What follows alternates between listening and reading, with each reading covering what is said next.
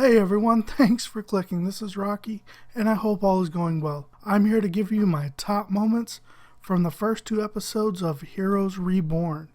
Alright, so before getting into everything, let's kind of set up our time frame here. So the attack on Odessa took place roughly 4 years after the end of the original Heroes series. Then the current Heroes Reborn takes place a year after the bombing.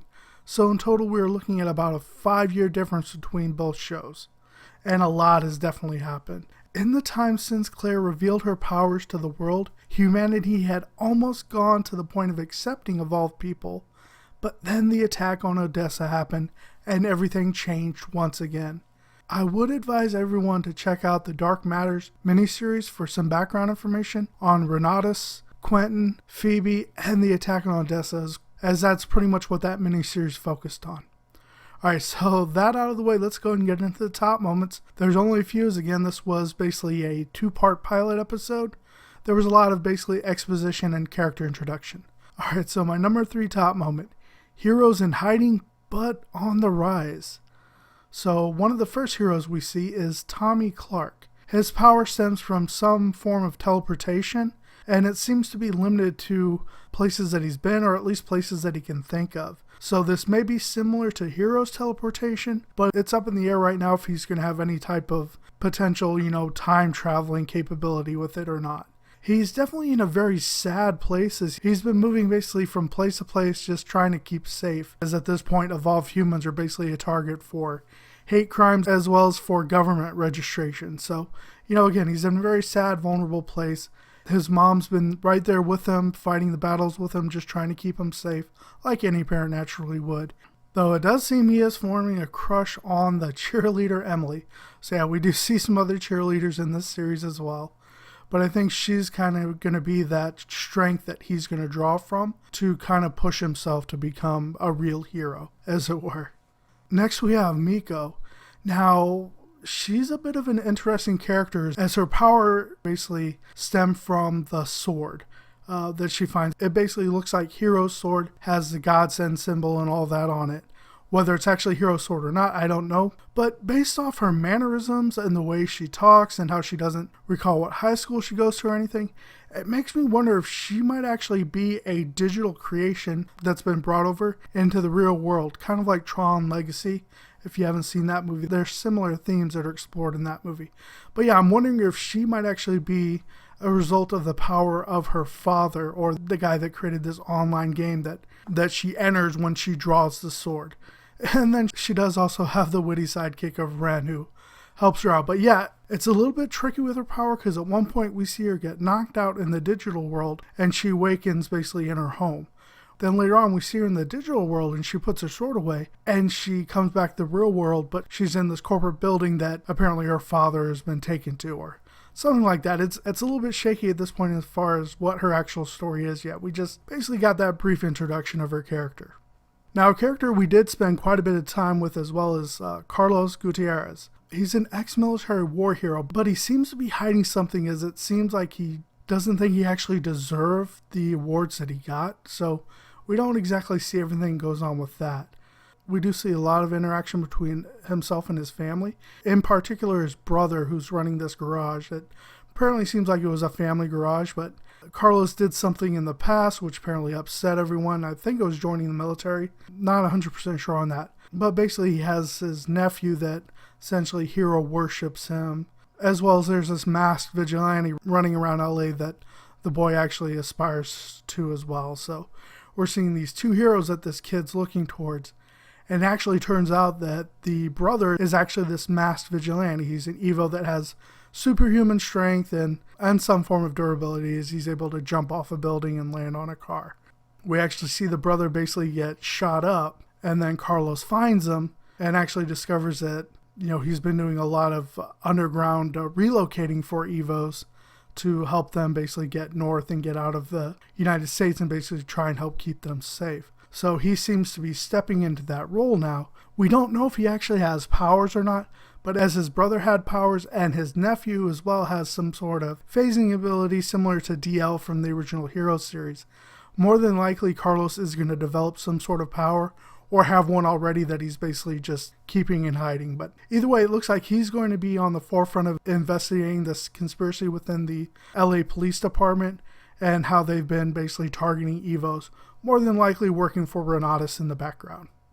So earlier I talked about Tommy. The girl he actually has a crush on is Emily. She's dating the jock that was basically beating up on Tommy. It's definitely apparent that she has some sort of crush on Tommy as well. And this seems to be enhanced when she finds out he is an Evo.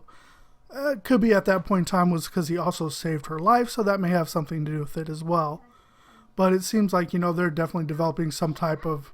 So yeah, it definitely seems like they are developing some type of relationship between them. At this time, Emily hasn't displayed any powers yet, so more than likely she's going to be basically that anchor, like I said, for Tommy and kind of push him, give him the strength he needs to step up to being a hero.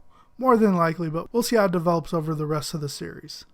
Another new hero that we get a glimpse of towards the end is Milena. She was a character up in the Arctic, looked like she was kind of manipulating the northern lights or emitting some type of lights herself, essentially trying to control what looks like a black hole. Other than that, we didn't really get much information about her, but she's definitely there for a specific purpose, and more than likely this black hole that's forming or reality warp, tear, whatever it may be, is actually probably a result of what Renatus is doing with the Evos.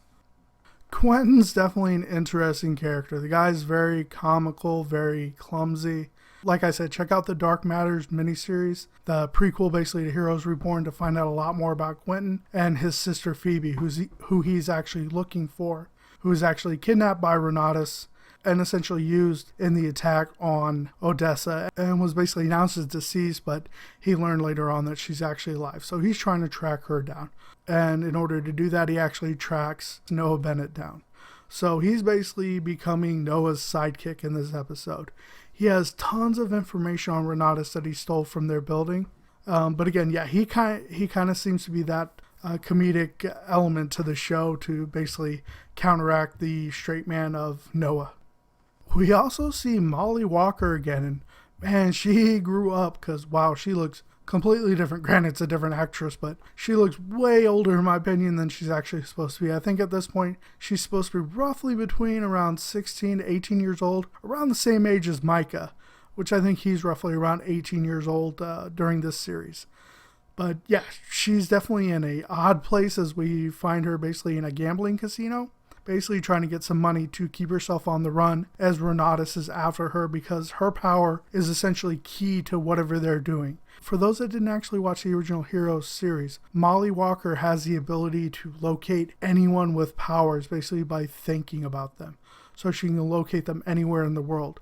So you can see where this would be, a high priority for Renatus to be able to have her to track down all the Evos they can. Because again, the Evo population is definitely on the rise. So again, she's very important for that. So Renatus is after her, and also at this point, Noah and Quentin are after her as well. So one of the last new heroes, possibly villain character, not sure at this point, that we meet is Casper Abraham. This was the strange guy that was basically following Tommy around with the suitcase full of pennies. Now he seems to have some sort of ability to either warp, alter, or erase memories in the form of using pennies, or maybe the pennies are just kind of some habit for him, but either way, he has the ability to somewhat alter memories. Not sure if it's the same as a Haitian's ability to erase memories, but it seems to be something similar, and he's definitely following Tommy around and keeping him safe. But for what purpose? Is he an agent of Renatus trying to keep Tommy safe to bring him in? Is he potentially Tommy's father? Because at this point, Tommy doesn't actually know who his father is. So he could be Tommy's father and basically protecting him. Or he could be working for the actual heroes from the original series and is trying to protect these young heroes as their powers are developing. Either way, I think eventually he's going to become more of a key character in this series, so just definitely keep an eye out for him. Okay, number 2 top moment. Villains everywhere. One of the villain teams we meet up with is what I'm calling the Renatus Duo. This is the couple that basically captured Molly Walker. The guy has some sort of telekinetic abilities similar to what we saw Siler do all the time, as well as Peter Petrelli in the original Heroes. TK was kind of their fallback power, so he has that ability. And basically he invited Molly back to his room, and she was basically thinking that she was conning him, but it was actually the other way around. And then we meet his girlfriend, who acts like Molly's savior and tries to save her from being hurt, buys her a drink, and actually slips her some drugs, so she ends up passing out and wakes up handcuffed to a chair and is quite surprised when he actually calls someone up on the phone and says that they have Molly Walker. So like I said, more than likely they're working for Renatus. They could be some form of independent mercenary group or something like that, but I'm thinking they're working for Renatus and we're just basically trying to track Molly down. The interesting thing is the female does not actually display any powers, so it's almost similar to the original Primatech theory of one of us, one of them as far as agents go. You had Noah, who had no powers, and then you have the Haitian, who has powers, that kind of thing. So I just kind of like that similarity back to the original series. So two of the main villains, at least that we run into in the premiere, is Mr. and Mrs. Collins. Now, they were actually at Odessa before the explosion took place with their son. I'm not sure if their son was an Evo or not. It doesn't sound like he was. But either way, they were of the belief that humans and Evos could coexist. It doesn't seem like either one of them was part of Primatech or anything associated with Evos before that. But either way, the explosion happened, their son died, and they blamed Evos for it. Because again, Shresh was blamed for the explosion, supposedly took credit for it, and that, Evo terrorists basically did it. So they've been hunting down all the Evos they possibly can find and just wiping them out. I mean, we see them wipe out an entire group of Evos that have powers, but aren't very well trained on how to use them, of course. But it definitely seems like they're not associated, like I said, with Renatus, Primatech, any other groups. They're basically just independent, trying to take out as many Evos as they can. Now, Joanne, the wife, is completely psychotic at this point, as she just wants to kill. She's basically mentally broken, and I don't think she has any signs of recovery. So more than likely that means she is probably going to end up getting killed by the end of the series, is my guess at this point. But yeah, either way, she just came off very strong, very psychotic, very demanding, and just, completely off kilter.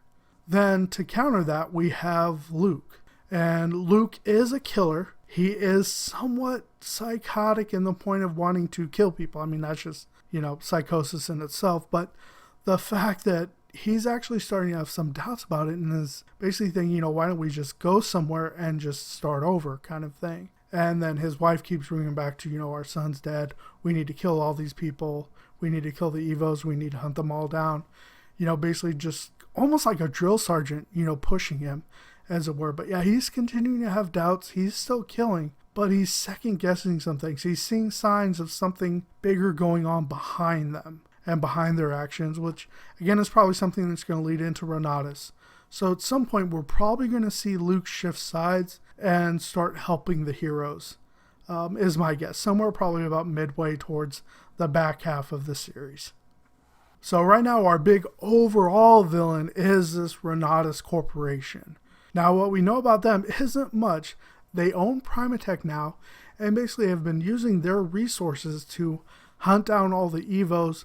And in some way, they're using them. They're gathering information through them or adapting their abilities somehow to basically be monetized some way. And it seems to be involving this program called Epic. Now, whether this is some form of digitizing Evo powers into this digital world so that people can experience it in some way, which sounds a little off. I don't think that's quite what it's going to be. Or possibly finding some way to give everyone Evo powers, which I don't think that's the way they're going to go either, as that's very similar to what Arthur Petrelli was going to do in the original Heroes series. So whatever they're doing, it involves powers, manipulation of powers, and in some way this black hole or Terran reality that's forming. But yeah, there are overall villains. We haven't met the Renatus crew yet. It looks like we're going to meet them in episode 3, and we should get a little bit more information as far as what Renatus is actually up to. But yeah, there are overall villains, so they're the big bad guys. They're the ones that the heroes are going to eventually unite towards taking out. is my guess at this point. Whether they bring someone else behind Renatus, I don't know, but right now Renatus is our big bad of the series. So of course, my number one top moment of the episodes had to be Noah and the Haitian. So Noah is pretty much our main star at this point. He's the one we're going to be traveling with the most, him and Quentin. We pick up with him basically at a car dealership as a car salesman, and he's engaged. So he's definitely started a new life. Now, in his memories, he believes Claire's dead. But in actuality, he had all his memories wiped from the day of the explosion, so he can't actually trust what he remembers at this point. He ends up finding a card, and through the card, he finds the Haitian. And the Haitian gives him his glasses back, but then tries to kill him. And of course, Noah's trying to defend himself, and in the struggle, he ends up killing the Haitian, and finds out that the only reason the Haitian was trying to kill him is because Noah told him to. So whatever happened, whatever Noah experienced, whatever Noah saw was that important that he needed to forget that it was worth his life, or in this case, the Haitian's life. So yeah, it was definitely a very emotional, very impactful scene, as these two were pretty much the closest and best friends that Noah could get in the series. I mean, they worked together very closely for a long time, and just the look on Noah's face as he was moving away from the body, and it definitely hit me in that scene. So very well acted scene, pretty much the best scene of the episode in my opinion. So that's why it's definitely my number one top moment. Now, remember, this is Heroes, and Hiro Nakamura is around, so the Haitian may not actually stay dead. So let's just keep an eye out for that and see what's going to happen down the line. So my final thoughts on the first two episodes of Heroes Reborn. Okay, so this for the most part was a typical premiere, only stretched out over 2 episodes, and man, did they seriously need the time. These episodes were really, really bloated. While they did try to capture the original feel of Heroes, they are pressed for time and had to introduce the majority of the cast very quickly. Though we still have all the Renatus people to meet, like I said, seems like in episode 3 we're going to meet a lot of the Renatus crew. I would have preferred more variation in powers, as we do see a lot of identical powers from Heroes, though perhaps slightly different. Tommy has some sort of teleportation power that seems similar to Heroes. Carlos's nephew showed phasing power like DL. We also get glimpses of invisibility, fire manipulation, super strength, and super speed. So maybe they're going the Rising Stars route, and these specific powers are needed to save the world. The majority of the performances were alright, with a couple standouts in the form of Jack Coleman, who feels very comfortable in the role of Noah again, and Zach Levi was just amazing as Luke Collins. Levi showcased a lot of emotion on screen and went to some very, very dark places, but he did portray a glimmer of light or hope as well. Right now I'm thinking he may just give us the best performance of the series. We are only getting 13 episodes, and the writers have set up a lot of plot points, plus we have the whole save the world story again. Hopefully things will balance out within the next couple of episodes, and we get some of the smaller plots wrapped up and focus is placed on whatever Renatus is doing. Though part of me is wondering if all this will tie back to Claire and the original goal of the Hero series of save the cheerleader, save the world. Alright guys, so those are my thoughts on the Heroes Reborn premiere. Go and let me know your thoughts down in the comments below. If you have any questions on the premiere or any of the characters, go ahead and put those down in the comments below as well. Would love to have some conversations with you guys. If you've enjoyed this video, definitely pound that like button. And I would love for you to check out more of my content. So definitely check out the screen right now. I have some links to some other videos. You'll find those links down in the description below, as well as in the interactive card. So yeah, like I said, I would love for you to check out some of my content. If you want to subscribe, that's great as well. There's a link for that. If you have gone and subscribed already, thank you so very much. I sincerely appreciate you coming on board, and I hope you guys have been enjoying the videos. Alright, all that being said, I hope you have a great rest of your day now, and I'll talk to you soon. Bye.